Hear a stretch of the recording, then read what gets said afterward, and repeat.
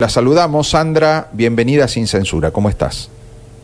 Hola, buen día, ¿cómo están? Muchas gracias por la invitación. Un gusto. Sandra, vos sos consciente de que sos una de las pocas aborígenes formoseñas que está estudiando una carrera universitaria como medicina, ¿no? Y que se está abriendo paso y que falta poquito y dentro de poco vas a ser una profesional universitaria. ¿Qué sentís? ¿Cómo ves desde tus ojos de indígena esto de ser una de las pocas que el día de mañana va a ser doctora y que sos representante de muchísima gente, miles, decenas de miles de personas que van a ver con orgullo esto de que vas a ser médica y que vas a tener que pelear contra una discriminación y contra un concepto cultural que dice el indígena no quiere trabajar, el indígena no sirve, el indígena es haragán, bueno, todos los males del mundo, que son borrachos, que son viciosos, que, en fin, todos los prejuicios sociales y culturales que hoy pesan sobre las comunidades aborígenes. Y vos rompiste todo eso, rompiste esos paradigmas negativos y hoy estás estudiando medicina y pronto te vas a recibir. Danos tu opinión, ¿cómo ve la vida Sandra Toribio, indígena huichí de Ingeniero Juárez? Bueno, yo principalmente siento más que nada un profundo agradecimiento, ya que más allá de que todos los prejuicios que tienen sobre los indígenas, yo creo que soy un producto del esfuerzo de una gran mayoría de mis ancestros, incluyendo a mis abuelos, a mis padres. Uno, porque siempre digo que por ahí el hecho de que mis ancestros hayan sobrevivido es la clave de que yo esté acá. Porque no hay que ignorar que hubo genocidio, no hay que ignorar que hubo mucha discriminación, hubo intentos de aplacar toda una cultura, inclusive miles de culturas, no solamente acá en Argentina, sino en todo el continente.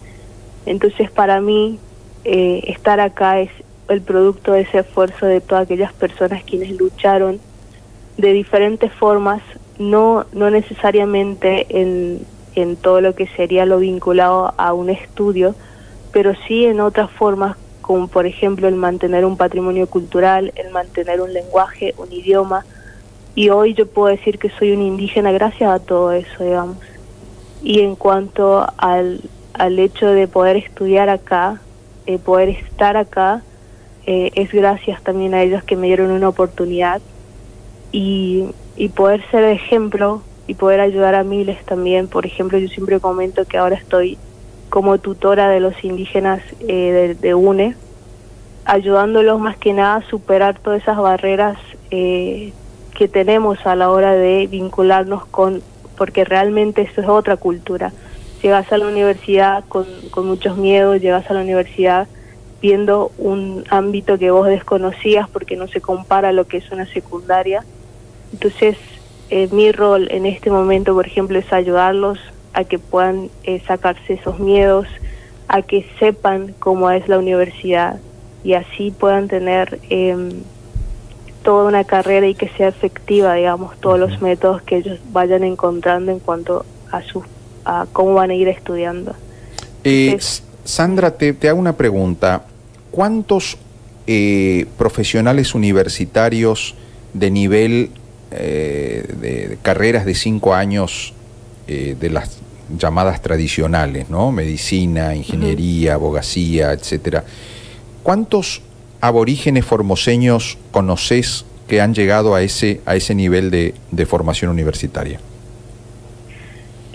Lastimosamente, o sea, de todo lo que sería mis conocidos, eso ninguno. No hay ningún indígena acá. La primera vez que llegué era aún peor, no había nadie. Entonces estaba yo sola. A ver, ¿no había ningún indígena formoseño en la Universidad Nacional del Nordeste que vos conocieras? Claro, no había, claro, que yo conociera. No sé si quizás haya habido otra persona, pero no desconozco eso, y creo que tampoco es decir, vos vas y podés identificar a uno de tus hermanos indígenas, y no, nunca pasó eso, digamos. A ver,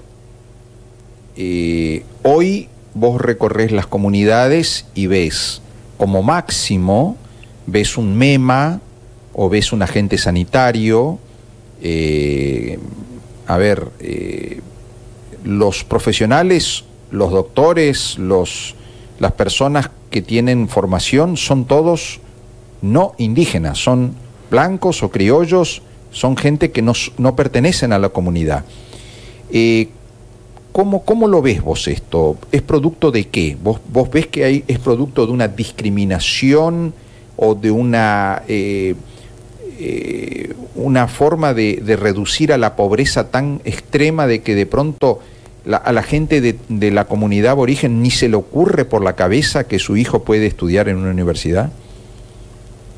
Yo creo que, primero y principal, creo que siempre el factor principal es cuando un blanco ingresa a nuestra cultura y hace que todo cambie, es decir, nuestros estilos de vida anteriores, nuestra forma de vivir y convivir, ya no pueden sobrevivir a todo un sistema actual.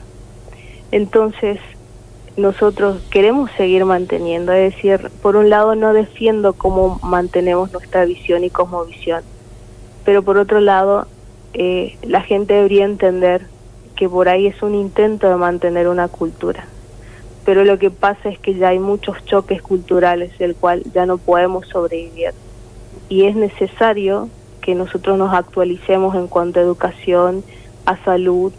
Entonces son esos los problemas que ahora existen actualmente. Y es por eso que por ahí no encontramos profesionales que sean indígenas. Uno, por la pobreza, obviamente, y segundo, por la falta de concientización entre nosotros de una gran necesidad. Sin embargo, yo estoy viendo ahora que hay muchos jóvenes quienes, aunque seamos pocos, queremos actualizarnos, queremos renovar todo nuestra forma de ver el mundo y poder responder a las necesidades que están ocurriendo, ya que nuestros estilos de vida antiguos ya no responden, es decir, nuestras medicinas tradicionales ya no responden a las nuevas enfermedades. Nuestra forma de comer, o sea, de alimentarnos, ya no responden a las necesidades que se encuentran en este momento. Entonces, son esas problemáticas quienes nosotros como indígenas tenemos que solucionar, porque tenemos toda una tradición, es decir, es algo que no podemos evitar, pero que podemos mejorarla.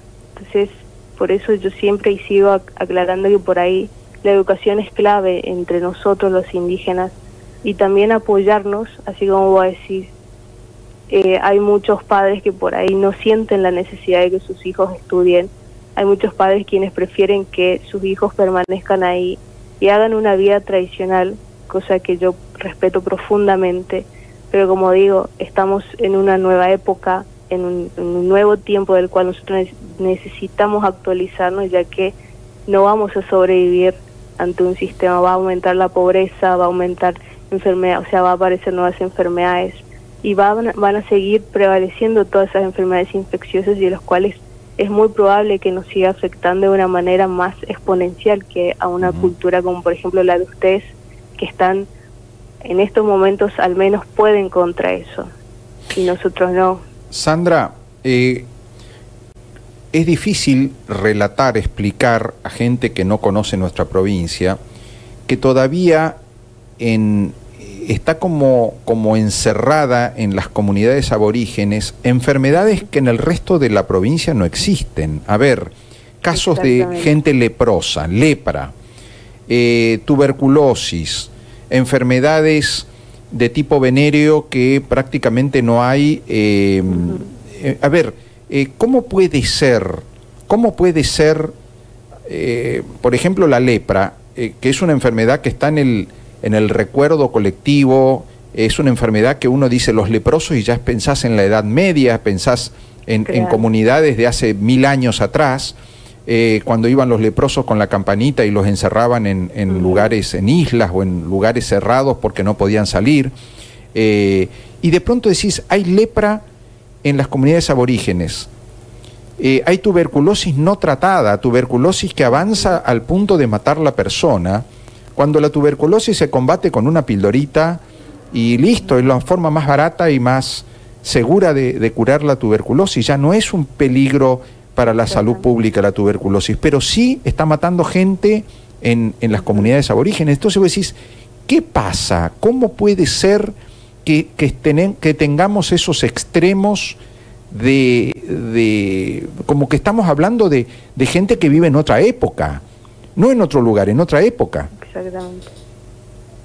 Y sí, por eso yo volví a recalcar, por ejemplo, del hecho de que el indígena aún quiere seguir manteniendo, o sea, por un lado tenemos dos cosas, el indígena que quiere seguir manteniendo su forma de defenderse en cuanto a salud, y después tenemos todo un sistema que es deficiente. ¿Por qué pasan esas dos cosas? Es simplemente por una falta de comunicación y también por una falta de recursos y por el hecho de que nadie está considerando de que es un peligro mantener a personas que aún estamos enfrentando enfermedades infecciosas que ya otros países no lo están enfrentando como nosotros. Por ejemplo, vos estás mencionando la tuberculosis. La tuberculosis es algo que se erradicó y que ya tiene cura. Pero ¿qué pasa? La prevención está fallando en nuestras comunidades. Primero y principal, porque no hay políticas públicas que se encarguen de eso, porque para ellos ya no existe. Es decir, los médicos que están ahí, aun cuando detecten algo así, no se le avisa. Entonces, frente a todo eso, hay un sistema que dice no existen gentes que estén padeciendo de tuberculosis. Entonces, son pequeñas cosas que yo considero que hay que ir mejorándolas. Las enfermedades infecciosas son tratables. Hay algunas, yo creo que en este momento el problema que nosotros nos vamos a enfrentar, por ejemplo, van a ser aquellas enfermedades que son crónicas, como por ejemplo la diabetes, todas esas cosas que nosotros sí desconocemos totalmente, es decir, los indígenas desconocen eso y no tienen el hábito de la prevención ni el control de las enfermedades. Entonces, van a ser nuevas enfermedades las cuales los indígenas van a enfrentar y por eso yo siempre digo, es necesario que nos actualicemos, ya que eso está poniendo en peligro no solamente nuestra población, sino a todo alrededor. Siempre hay que ser consciente de que las enfermedades no simplemente afectan a una sola, sino que puede esparcirse. Entonces, ahora, es muy necesario eso. Sandra, el primer concepto de la prevención en salud pública es el agua segura, el agua potable segura. Eso está, digamos, consideramos que ya ni lo mencionamos, ya es parte de nuestra forma de vida, de que abrimos la canilla y sale agua segura. Bueno, eso no lo tienen la mayoría de las comunidades aborígenes, no tienen agua segura. A partir de ahí viene todo lo demás. Claro, por eso también decía yo que hay un sistema también que debe intervenir. No es simplemente nosotros tratando de luchar contra eso. Por ejemplo, no solamente enfrentarse ante enfermedades infecciosas, sino por ejemplo la desnutrición también. Nosotros tenemos una tasa de mortalidad por desnutrición muy elevada, cosa que no debería pasar, pero pasa. Por ejemplo, en Salta, que ellos tienen la tasa de mortalidad más alta, sin embargo se sigue ignorando. Entonces, son políticas que creo yo que hay que luchar por ellas, digamos, porque nosotros como comunidad ignoramos totalmente, y vuelvo a decir, no es simplemente ignorarlo, sino que no hay, ¿cómo puedo decir? La gente no tiene la posibilidad de reclamarla como debe ser.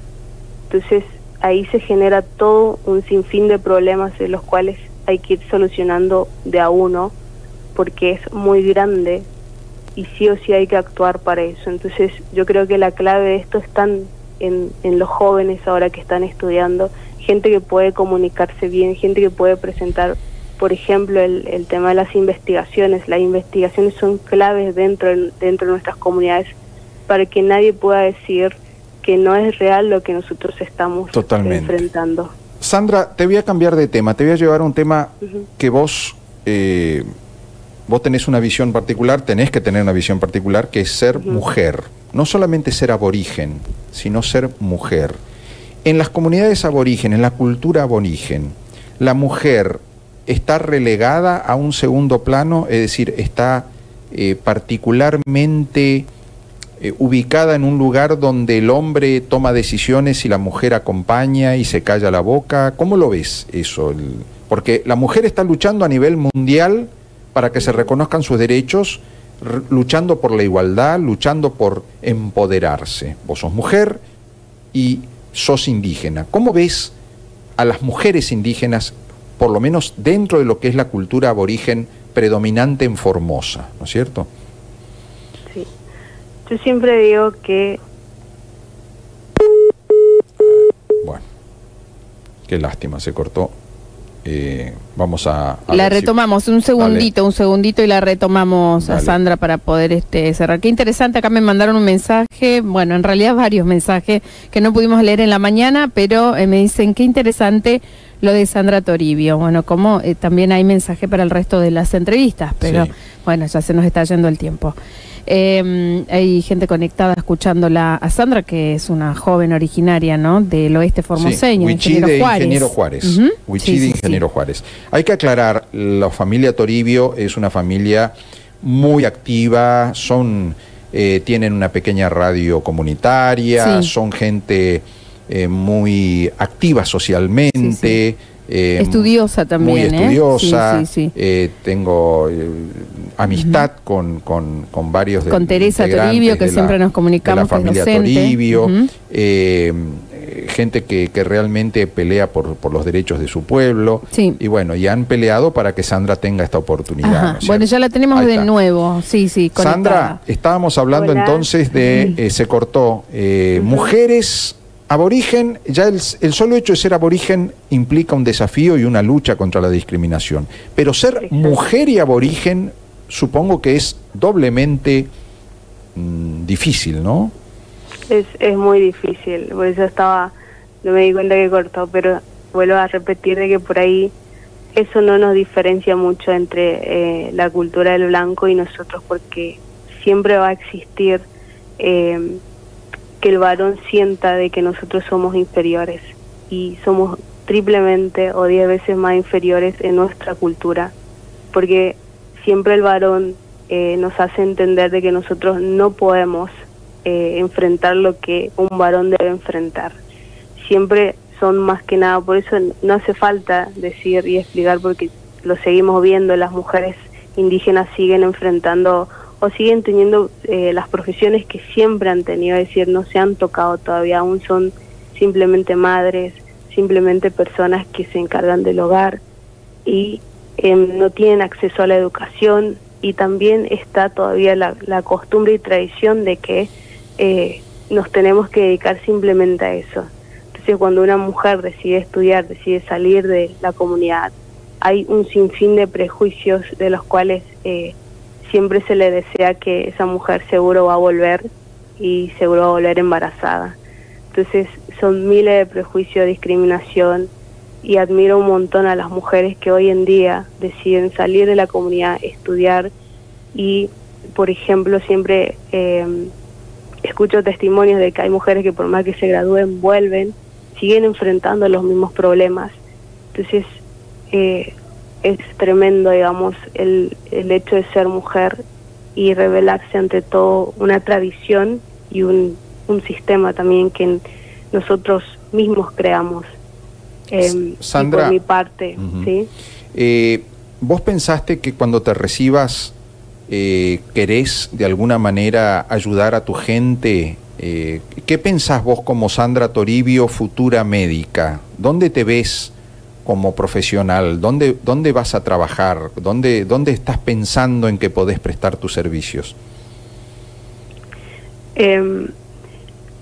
Bueno, yo... es muy difícil la pregunta, porque hay una vez que termine necesito hacer mis residencias, entonces hay un conflicto ahí de que quiero volver o seguir, irme del país o no, pero sinceramente yo me veo trabajando en la comunidad y fortaleciendo las investigaciones más que nada. Yo veo las investigaciones como algo clave para que podamos sobrevivir a esto, digamos. Entonces sí me veo totalmente ayudando, especialmente a las mujeres y a los chicos, es decir, a la infancia, fortalecer un poco lo que sería la salud pública. No digo que voy a hacer grandes cosas porque hay un sistema muy deficiente, es decir, la forma en que debo trabajar debe ser como ellos quieren, pero siempre digo que a veces hay que poner un poco más de esfuerzo en lo que yo pueda ayudar a todas las mujeres, ayudar a los niños, claro. Sandra, poder mejorar un poco su salud, ¿sí? ¿Cómo van a haber muchos varones aborígenes que de pronto vengas vos y digas, yo soy doctora, yo les quiero decir cómo hay que hacer para evitar esta situación, cómo hay que hacer para no enfermarse, cómo hay que hacer para alimentarse mejor, y de pronto vos no pensás que podés llegar a ser un factor de ruptura de esquemas culturales? Porque, a ver, si vos mujer venís y le decís a los varones cómo tienen que actuar, más de uno va a decir, no, escúchame, ¿cómo esta mujer aborigen nos va a decir a nosotros, los varones aborígenes que somos los que manejamos, los que sabemos, los conductores, los dirigentes, ¿no vas a ser una mala influencia, entre comillas, una influencia conflictiva que va a traer algunos problemas dentro de las comunidades? Creo yo, o sea, con la poca experiencia que tengo, es que siempre cuando hay algo nuevo, es decir, que algo que no han conocido antes, siempre va a producir un rechazo. De eso soy muy consciente. Y también hay otro factor que por ahí cuando uno es joven, indígena, mujer, hay muchos prejuicios dentro de las comunidades en los cuales estoy segura que sí las voy a enfrentar, pero sinceramente creo que son cosas que deben pasar y las voy a enfrentar, y en lo que pueda poder erradicar esos pensamientos y enseñar de que siendo joven, siendo mujer, también podemos colaborar mucho con la salud, también con la educación en la comunidad, digamos.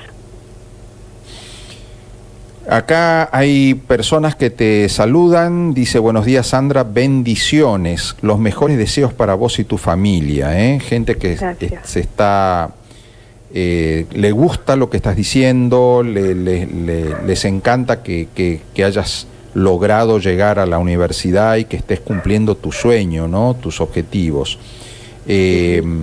A mí siempre me impresionó, Sandra, te cuento, no es que he tenido mucho trato, no tengo un trato muy profundo, no he compartido mucho tiempo con gente aborigen. Siempre me impresionó que cuando voy a una comunidad aborigen se adelantan y me hablan los varones y las mujeres se mantienen atrás, nunca hablan, casi nunca. Yo no he tenido un diálogo así,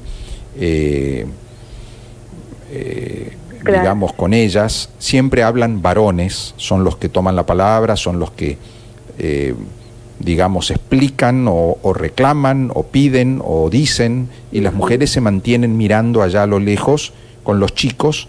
Entonces siempre veo esa actitud de relegar a la mujer. Nunca he visto una mujer que diga, bueno, yo soy la dirigente acá. Sí he tenido trato con mujeres aborígenes que han sido, por ejemplo, candidatas y han sido directoras del ICA, tengo recuerdos pero dentro de las comunidades siempre veo esa actitud de que la mujer aborigen se mantiene en un segundo plano, ¿no? Claro, siempre mantiene el perfil de ser sumisa, una persona que por ahí creo que está, es decir, vuelvo a lo que es lo tradicional. La mujer debe encargarse simplemente de la casa, cosa que es bueno, porque se necesitan madres. La mujer simplemente se dedica a la artesanía, que es la profesión más valorada, y el hombre siempre toma, digamos, como decir, la rienda de la casa y de todas las decisiones que pueda llegar a ocurrir. Si no podemos ignorar que, por ejemplo, los caciques son más varones que mujeres, inclusive no conozco a una mujer que sea cacique. Entonces podemos ver de que dentro de la comunidad aún sigue existiendo, digamos, todos los problemas en cuanto a que la mujer no tiene libre decisión. Pero esperemos que algún día eso mejore y podamos cambiar un poco eso y que la mujer se anime, porque realmente hay muchos prejuicios. Por ejemplo, si vos querés ser líder, te tachan de escandalosa, una persona que hace líos. Entonces la mujer tiene ese miedo, más allá de todo, por más que quiera actuar, siempre tiene miedo a todo el prejuicio que va a recibir, todo ese feedback, y siempre son varones atacando a una mujer que quiere meterse, por ejemplo, en las políticas, queriendo alzar su voz. Entonces, cuando un varón hace eso, después hay un sinfín de personas quienes copian toda esa actitud, después las propias mujeres se atacan entre ellas. Entonces, son cosas que hay que erradicar realmente, porque necesitamos mujeres que se levanten, porque somos las que trabajamos más dentro de una comunidad. Porque yo, por ejemplo, trabajo con artesanas y somos nosotras las que mantenemos en pie también un hogar, también somos las que nos encargamos de la educación de los hijos, y son un sinfín de trabajo de los cuales realmente las que tenemos que hablar somos nosotras. Claro. En esta época. Es decir, que las mujeres aborígenes cumplen un rol valiosísimo, tanto en lo cultural, tanto en lo familiar y tanto también en lo económico, porque como vos decís, la producción artesanal es lo más valorado de los aborígenes, es lo que le agrega valor, digamos, comercial. Si están bien ubicados, yo conozco gente que en Europa compra las yicas formoseñas como si fueran realmente cosas muy valiosas y le dan un valor económico importante. Gabriel, de hecho, Sandra y su familia han llegado a lugares de la moda, creo que internacionalmente, si es que no me equivoco, Sandra. Sí, vamos, a través de una pequeña marca indígena, pudimos ayudar a mujeres, más que nada, a que puedan empoderarse y que puedan ser autores de sus propias creaciones y que puedan crear, diseñar. Siempre digo que se llama Mabo la marca. Simplemente intentamos de que las mujeres puedan ver de que ellas pueden tomar decisiones en cuanto a su trabajo artesanal, que en un futuro ellas también puedan independizarse, puedan vender y puedan recibir todo el pago que realmente vale su trabajo. Y lo vemos con nosotros, digamos, porque nosotros no hay ningún intermediario, no hay nadie que reciba por nosotros, sino que nosotros nos comunicamos directamente con el cliente. Entonces vemos que hay un cambio, es decir, la artesanía es una gran fuente de trabajo y también de progreso, y también de paso empoderarnos como mujeres y ver que nuestro trabajo vale, porque hay que recordar que es una profesión que también está decayendo, porque hay muchas mujeres jóvenes quienes consideran que no es una necesidad saber tejer, porque ya no produce, no es como antes que vos podías vender una yica y podías comprarte varias cosas, ahora ya no. Entonces es una profesión que va a desaparecer si no hacemos nada. Entonces hay que encontrar nuevas formas de ver y mostrarle a los jóvenes que es una fuente de trabajo, que así como lo dijiste, en Europa se vende carísimo. Si vos llegás y tenés la posibilidad de exportar, realmente es un ingreso muy importante. Mirá lo que estamos diciendo, el producto cultural, el producto formoseño, auténticamente formoseño, más caro que se puede vender, que mejor precio puede conseguir a nivel mundial, es la artesanía aborigen. Yo le desafío a cualquier otro formoseño que produzca lo que sea, que trate de obtener los precios en euros y en dólares que obtienen las artesanías aborígenes, y no creo que lo puedan lograr. Entonces, vos fíjate, ¿no? Del sector más sumergido, más despreciado, porque hay un desprecio absoluto por los aborígenes y por las producciones que puedan tener. El sector más discriminado y más empobrecido es el que puede llegar a producir los elementos culturales, los productos económicos que tienen mejor salida en la exportación. Y teniendo la materia prima, ¿no, Sandra, como una plaga, claro, que es el cháguar, que de ahí ustedes con eso fabrican todo? Sí, digamos, por ejemplo, cuando yo elaboré todo el proceso de una marca, hay muchos beneficios, es decir, obviamente no tenemos el conocimiento suficiente para enfrentar lo que es un comercio y un mercado, pero aún con nuestros pocos conocimientos, nosotros llegamos a cubrir un poco lo que sería en cuanto a ventas, en cuanto a producción, porque el sabor está ahí. Y también hay que hacer, digamos, una concientización de que el sabor es una planta que está creciendo en el monte, pero que el monte también corre riesgo. Claro. Entonces, a través del arte también podemos concientizar, podemos decir que necesitamos realmente que nuestros bosques o montes, como le decimos, estén a salvo y que podamos defenderlo también.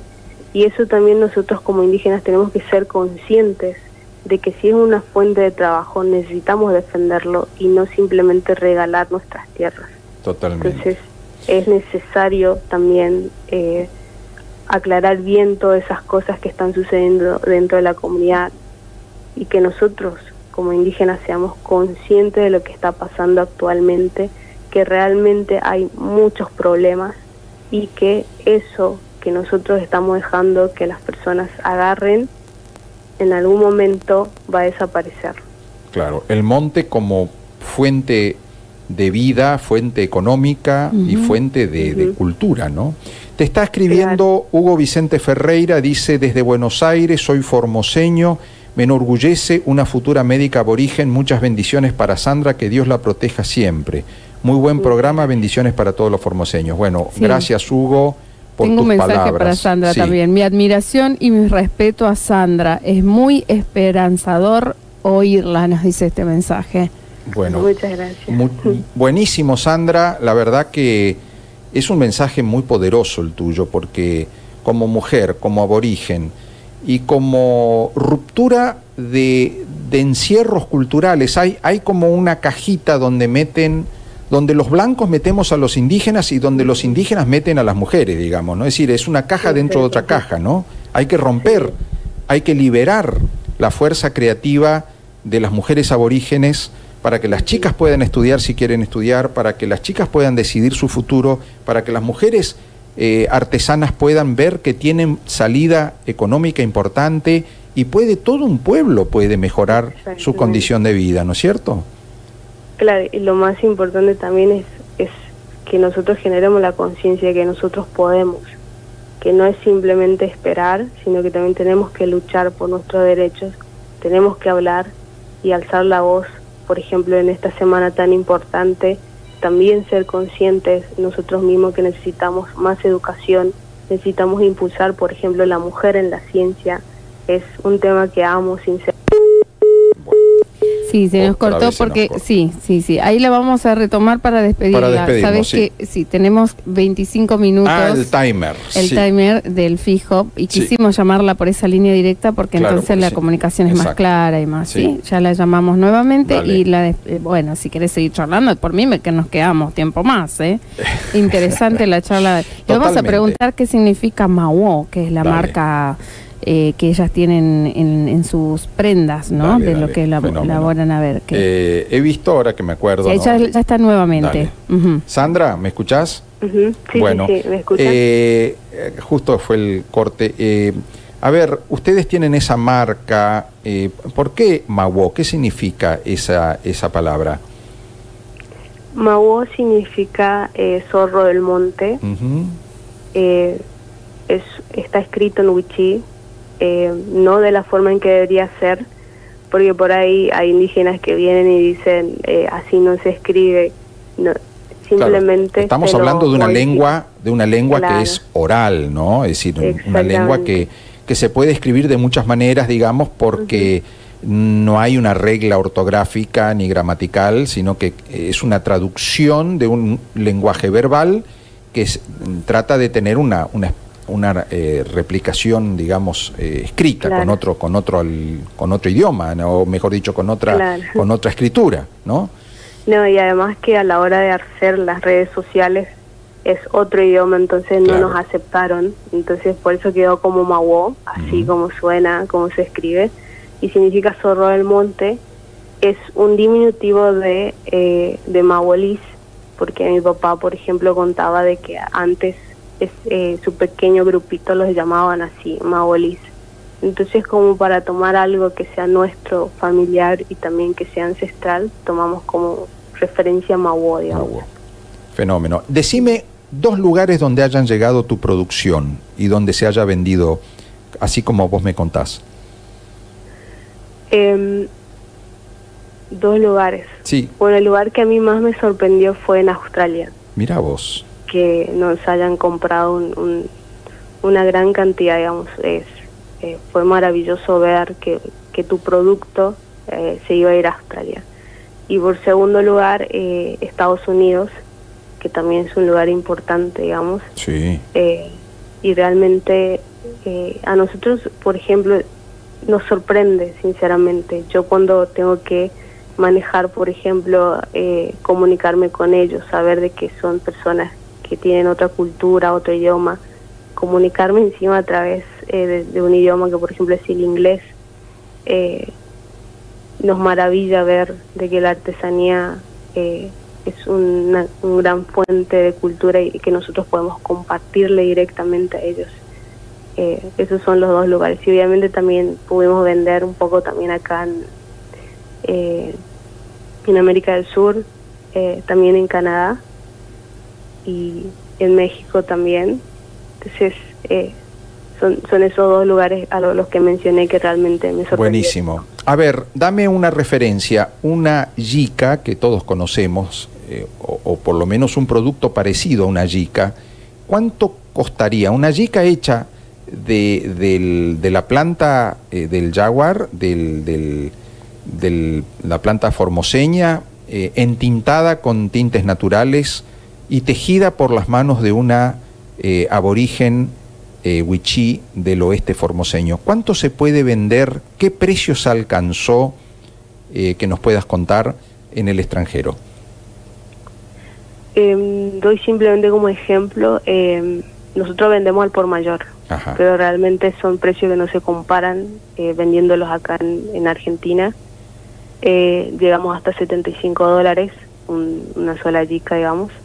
Es una gran diferencia en cuanto al precio que realmente se vende acá en Argentina. Totalmente. 75 a 95. Pero son precios al por mayor, digamos. O sea, no vendemos... Claro, después ese producto se puede vender al triple. Claro. Los compradores pueden modificar, obviamente, pero consideramos que son precios que realmente son totalmente diferentes a los que podemos vender acá. A ver, a $75 estamos hablando de 31.000 pesos, una yica, ¿no es cierto? Claro. Y si lo logramos vender a $90, estamos hablando de 37.000 pesos, una yica al por mayor, es decir, que estamos hablando de vender 10, 15 o 20 a ese precio. Claro. Esa comunidad de pronto recibe 300.000, 400.000 pesos por una sola venta. Exactamente, pero no hay que descartar que, por ejemplo, vi muchos comentarios por ahí que decían que era necesario que el indígena se independice, pero no saben que independizarnos cuesta, porque, por ejemplo, hacerte cargo de los impuestos, hacerte cargo de las exportaciones, hacerte cargo de todo el transporte, cuesta. Entonces te sigue viniendo como la mitad, cobras la mitad de lo que vos vendés. Claro. Entonces, entiendo. Por eso es muy necesario que sean conscientes también de que no es simplemente venderlo y ganar, sino que enfrentarse a un sistema que nos obliga a encajar en cuanto a cómo se produce como si fuese una fábrica, y es un gran problema que, por ejemplo, en Canadá los artesanos no enfrentan eso, no pagan impuestos, no hacen entienden muy bien que es una producción, que es a mano, que es una producción que los están, es decir, que no consumen ni siquiera los subsidios básicos, es decir, luz, agua. Claro. Es decir, mencionaste dos lugares que tienen mucha producción artesanal aborigen. A ver, los australianos tienen sus aborígenes y tienen su producción, y los canadienses también tienen sus aborígenes y tienen su producción. Es decir, que ellos entienden perfectamente de qué le estás hablando. Exactamente. Por ejemplo, ellos tienen más políticas en ese ámbito.